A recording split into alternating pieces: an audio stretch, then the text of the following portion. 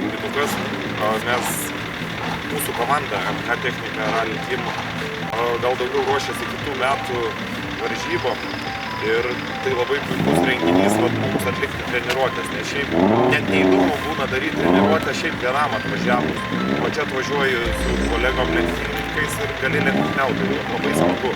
Ir tikrai labai daug dalyvių ir kas nuostabu, kad tikrai daug stiprių dalyvių, su kuriais galima konkuruoti, lenktyniauti.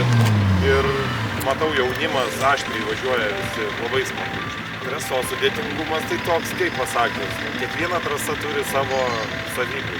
Šiandien šita trasa nebuvo labai greita, bet tikrai smagi. Sudėtingumas, aišku, lietus, snaigės dadeda to viso.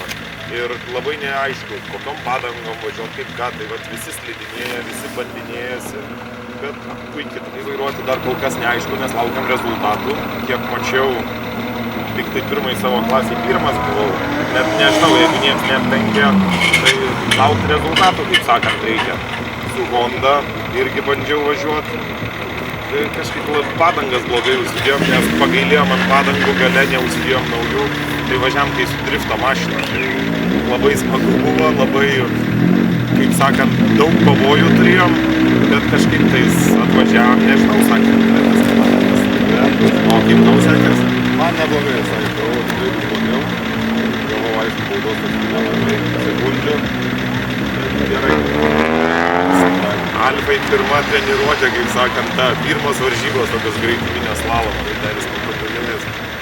Aš manau, dabar vyksta tos tendencijos visi BMW. Aš manau, nėra problemos BMW gatvėje, bet dažniausiai vairuotojai. Tai ir kviesčiau visus tos vairuotojus, kad jie atvažiuoti, tikrai puikus renginukai. Ir, kaip pavyzdys rodo, ir dūšta mašinos, ir viską, bet dūšta saugiai tiesiog. Tu gali išlėkti iš trasos, gali apsisukti, nieko neatsitinka. Tai pavyzdžiui, čia išsikrovus, labai puikiai gatvėje nesinori lėkti. Nieko, tiesiog ramiai važiuoji namo ir viskas. Tai kviesčiau visus tikrai pabandyti ir būtų tikrai smagu visiems. Tiesiog nelėkti, nes, kad, tarkim, mes važiuojam greitai, nereiškia, kad taip gaunasi iš pirmų metų, nes važiuojam patys, nuo 6 metų aš važiuoju, tai tiesiog jau atrodo tau kraujyje įgimta, bet atvažiavęs naujokas turi tiesiog ramiai važiuoti ir manau, kaip sako, neaplenkti savęs, nes save aplenkti tai tik griovyje.